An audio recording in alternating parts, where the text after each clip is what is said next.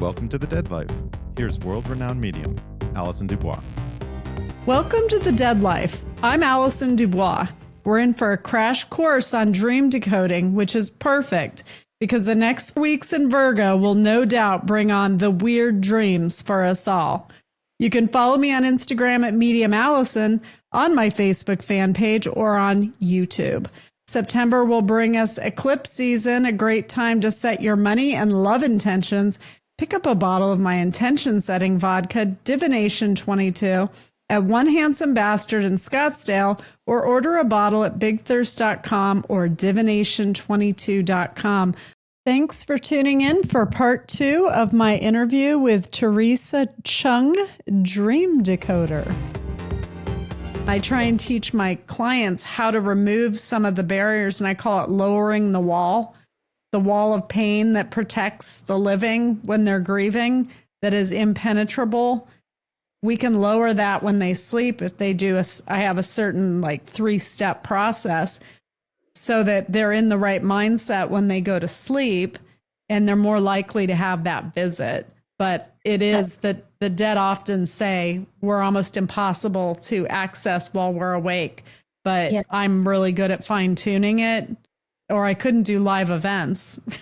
So I guess I'd be napping on stage, right? Who wants to see that?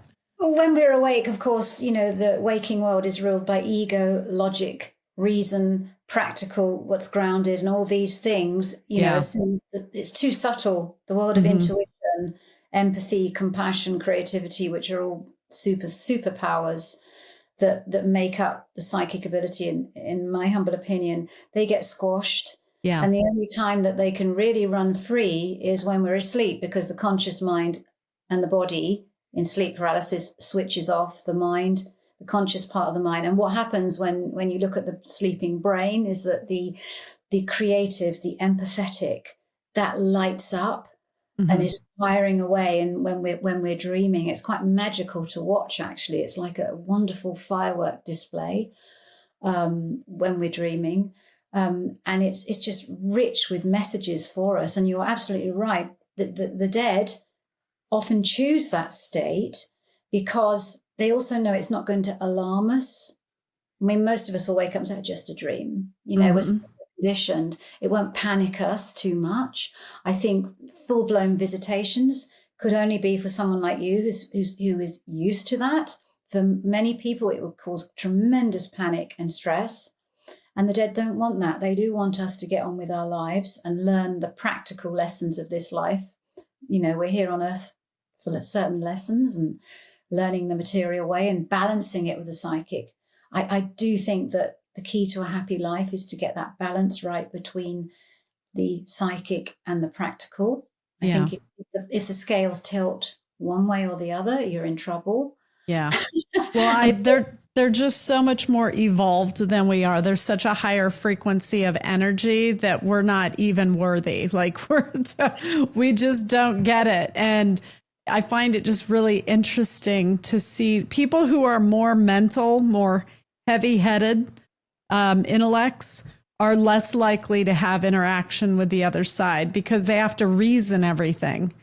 And right. There's a study that's shown people who say they've never had a psychic experience, a dream coming true, a hunch playing out, an afterlife sign, all these things. People who say they're actually the exception. Most people have had those experiences. That's right. They just don't admit to it. But also what the study showed is that when these people who say, look, I've never had anything psychic, if you put them on a 2 to 3 week course of regular meditation,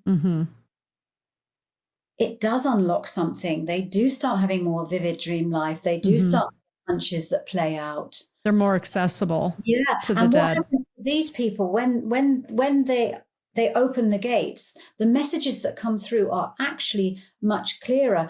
Because I'm guessing for people who are really highly sensitive, I don't consider myself highly sensitive, I'm sort of lower down the scale.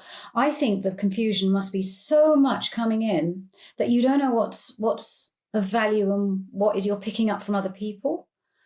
Whereas I think people who are sort of say, I'm not psychic, and then unlock it, they actually kind of have an advantage because the messages that then come through are clearer. That's where the research is going. I think that's interesting. And again, meditation is key, along with training yourself to recall your dreams.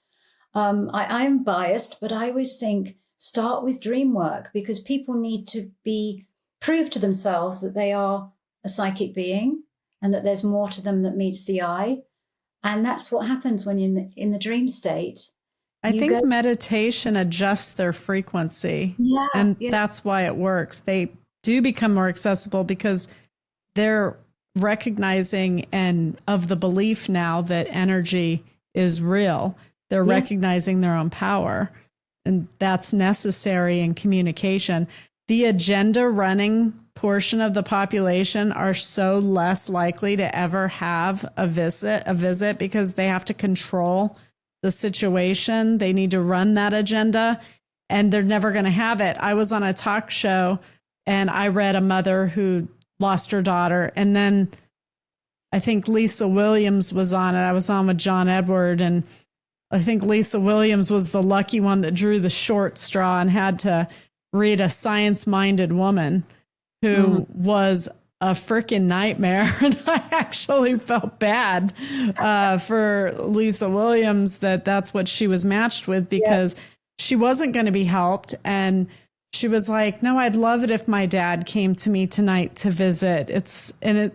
In her mind, it can't happen because she's already decided that the arrogance of the physical world supersedes anything on the other side, or it's even its existence at all. They just think they're smarter. Outside-in approach that the material and the logical has kind of won the war with her. But usually what happens is a life shock.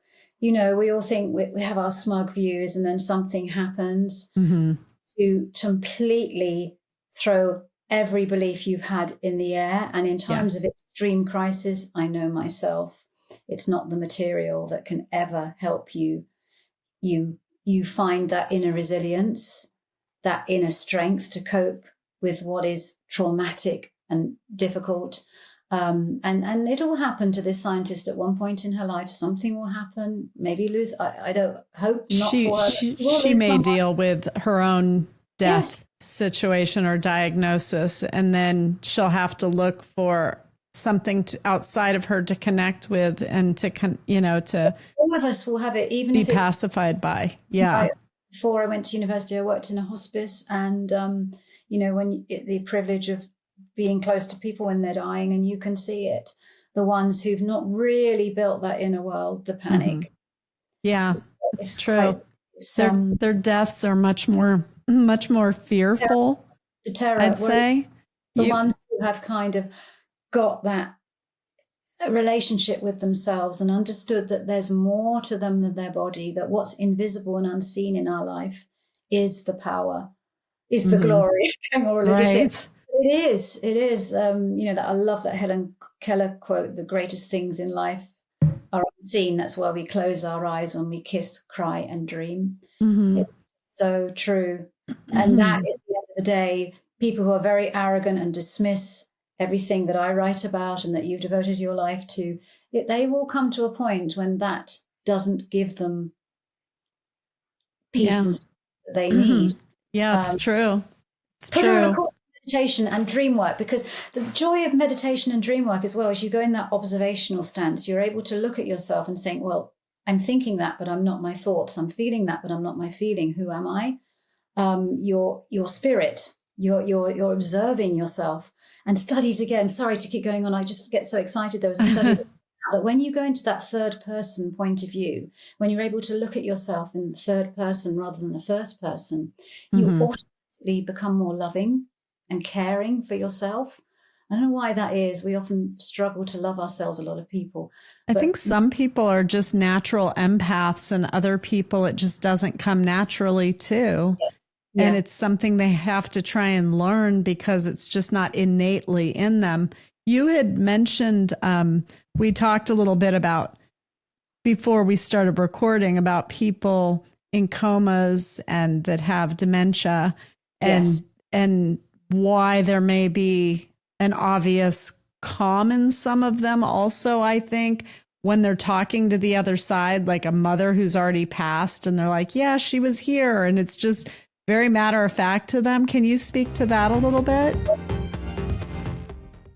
I can. I mean, I have personal experience of that because my husband has Alzheimer's, and, there's a whole spirituality behind people who have dementia, that they are one foot in this world, one in the other. You can see that their soul is maybe getting adjusted to heaven or already there, and that maybe their body is behind to teach those who are left to be less selfish and to take unconditional care and love for this person who's almost become like a child. Yeah. Maybe that's why they're still here, because they have their bodies still have something to teach us. I think part of the reason they hold on is because they have everyone they loved with them. They have the living people and they have the dead.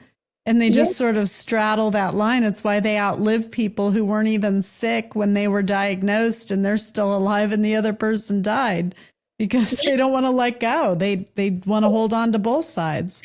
They could also be people, I don't know, I'm just thinking from my husband's point of view. My husband was an accountant, very practical, always used to kind of laugh at what I did.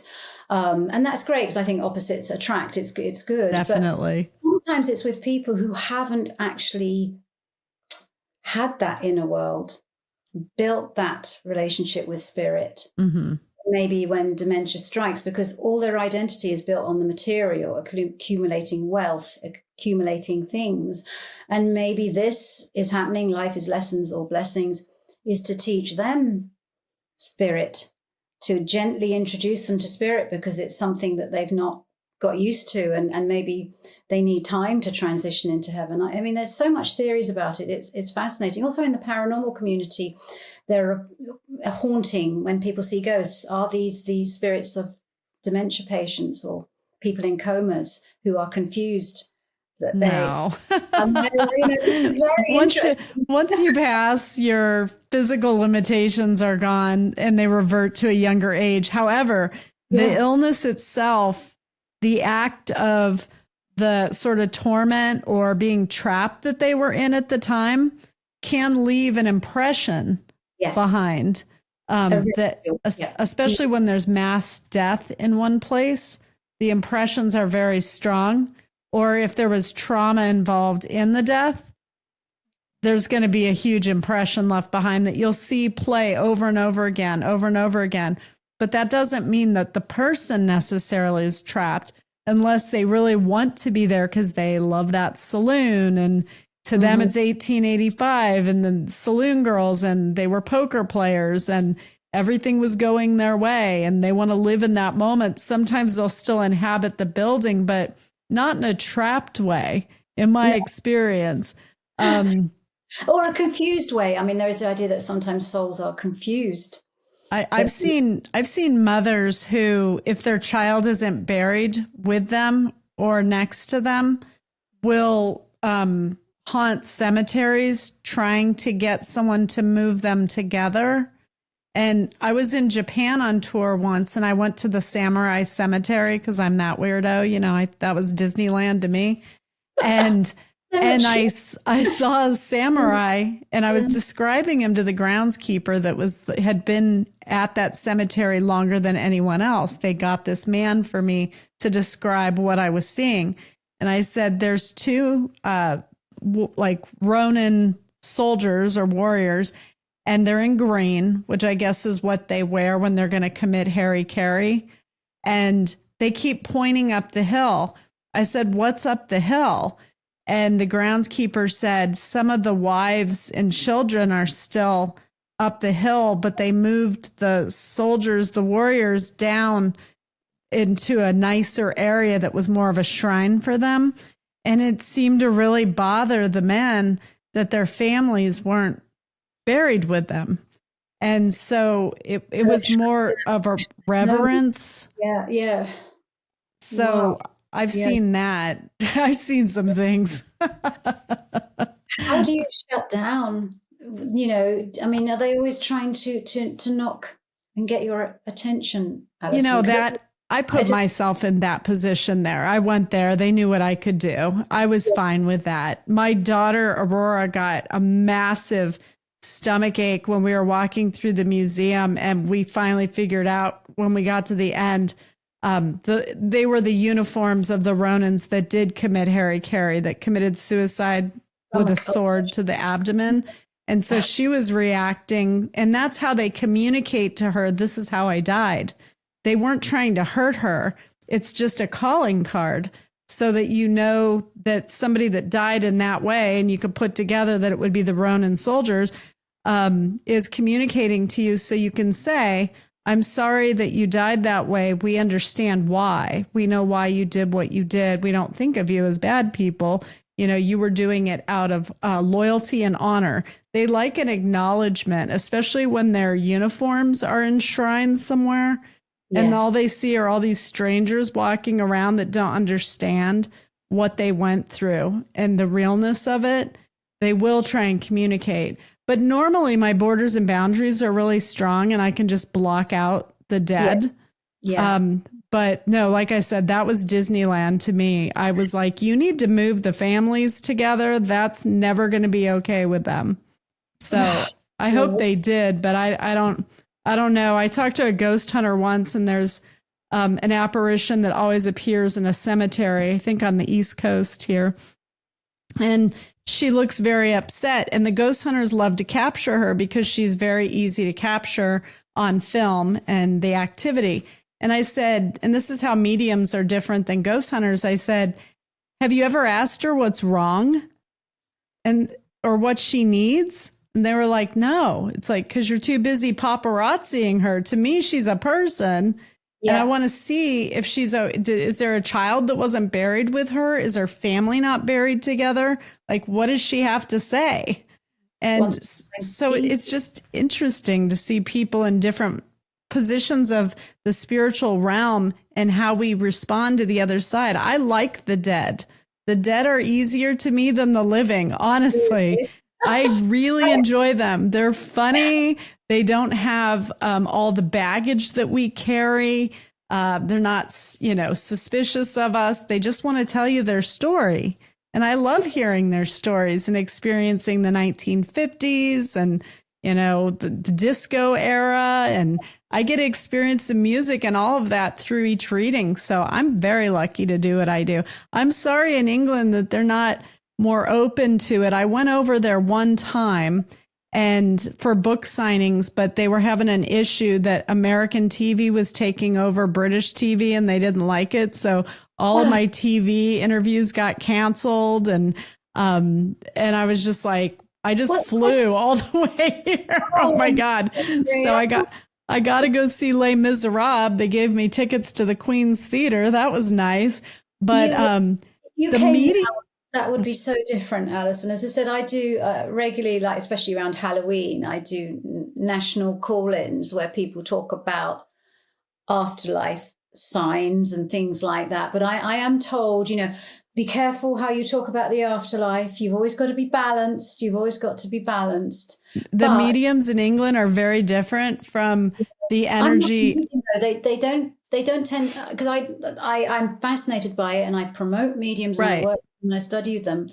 But sometimes I guess they prefer to talk to me because they want that balance. They're always keen to sort of like appeal to people. Well, people who were intellects or academics especially would vibe with your energy and choose you from the other side too. So you'll draw like energy to you. I hope so, but it's lovely. The reason I mentioned that is because I remember the last call-in I did last year, and people were saying, "Oh, I'm scared of ghosts," and people do call in with their stories, and I said to them, like what you said, look, the living are much more scary. They're much more frightening. I've sat in courtrooms with murderers; those are scary. You never hear of a ghost like being a serial killer. It's always the living. So you don't have to be afraid of ghost people. They're actually very cool. It's just how you see them. I think there is more growing openness to it. As I said, to do an afterlife signs call-in for the whole of the UK, and they put a map of the UK up and got the presenters there, and somebody that's cool. and says, this happened to me, that happened to me, and this is starting to happen. And I think in a few more years' time, it's going to be, it's mainstreaming. It really is, Alison. It is. like it was. It's starting to, people are willing to suspend their disbelief these days in a way that I never thought I'd see happen, actually. I think during COVID, people had to go inward. They had to go within as well as people and be self-sustaining. And they started looking at what they really believed and what their feelings were and who they missed and who they needed or who they were losing now in COVID. And it just brought all of that together. You're never going to get everybody to believe. It's not going to happen. But it's also the younger generation, and increasingly, I know that with my own children and young people I talk to when I go into schools, because I'm trying to pioneer dream work in schools. That's what I'm really doing, because I think. Do you have them meditate in the schools? Do you start? I'm not a meditation teacher, but no, I don't do meditation. I try to teach basic dream decoding skills to help people learn, to help children from a young age not fear their inner world and their dreams, and yet to see it as a kind of inner therapist. That's what I'm really passionate about. I love that. I think that's exciting. England's got a rich history in seances, and I think you're always going to see seances be tied into the fabric of England, because it is such a part of the 1800s and the early 1900s, and maybe before that, I don't know, but that's the difference. We're not real seance energy over here. We're right. we're one-on-one. One-on-one. Yeah. So it's just a different style, I think, that we have. And each medium has their own style individually as well. So that's what I'm saying. You would draw people who can relate to you, that see you as the real deal with a clear mind that they can access and communicate through. Well, I try to empower people and say, look, everybody has this gift. What you lack is often belief in it and practice. It's the same with dreams. You can get into a routine of dream recall, right? But you have to put some attention and time to it and practice. It's mind, body, and spirit. If you don't have a balance physically, that you exercise some, mentally, that you're a free thinking individual that's always learning, and then on the spiritual level, on the soul level, that you empathize, that you put yourself in other people's shoes and you're exercising that part of yourself, you have no balance. And people who are solely academics, and my husband's a scientist, I mean, I get this. And over all the years of watching me be studied and seeing me do what I do, he threw his hands up, I think, 5 years in, and he was like, I don't know. He's like, it exists. I can't explain it. He spent time with the scientists while they were studying me, so we saw all the testing. And souls are just evolved on a way that they're trying to measure it in the wrong ways. Yeah. That's my opinion. But my husband's studying dark matter right now. And I said, wouldn't it be interesting, since dark matter, he says, is all around us, and it's actually the majority of the universe is dark matter. You just can't see it, but there's something very real there that's measurable. And I said, wouldn't it be interesting if in that dark matter, that's why the dead can slip back and forth between being with the living and being with the dead. What you're saying is why they're all around us, right? Oh, gosh. So, I just love these conversations. Be able to have these kind of conversations. As I said, I'll have you back on. We'll have more conversations.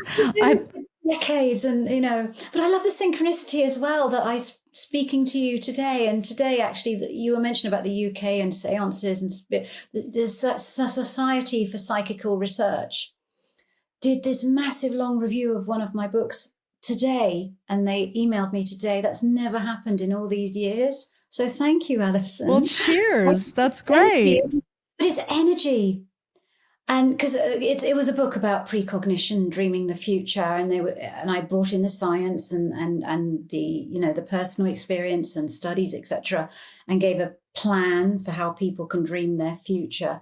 But this has never happened. As I said, my first book in this area was published late 90s. and I've done so many. I am blessed to have the opportunity to write so much. I think there are too many Theresa Cheung books out there, to be honest. That's true. But I'm thinking, what that is how when you really are following your passion and on this path, synchronicities as well. I'd love to talk about that, the power of synchronicities. Yes. I just thought the coincidence of, and I've known about your work for a long time, Alison. Very much admire what you do. Thank you. And your honesty. I'm a little too honest, apparently. That's what dreams are, you see. I say, dreams don't lie. A best friend doesn't lie. Right. They tell you as it is. And the people who love you, it's like in King Lear, isn't it? The daughter Cordelia who told her father the truth when he was going mad. Mm-hmm. I love you, meat, love, salt. And the older daughters were, sycophants and sugar because they wanted some. But, the person who truly cares about you and your well-being will tell you the truth. It's true. We'll be blunt. And that's what you are as a medium. You're the honest. So those are the dead people that I get are the ones that are sarcastic and to the point. And when I was younger, I got a lot of younger men would come through to me at events because of, I guess I was cute to them at the time.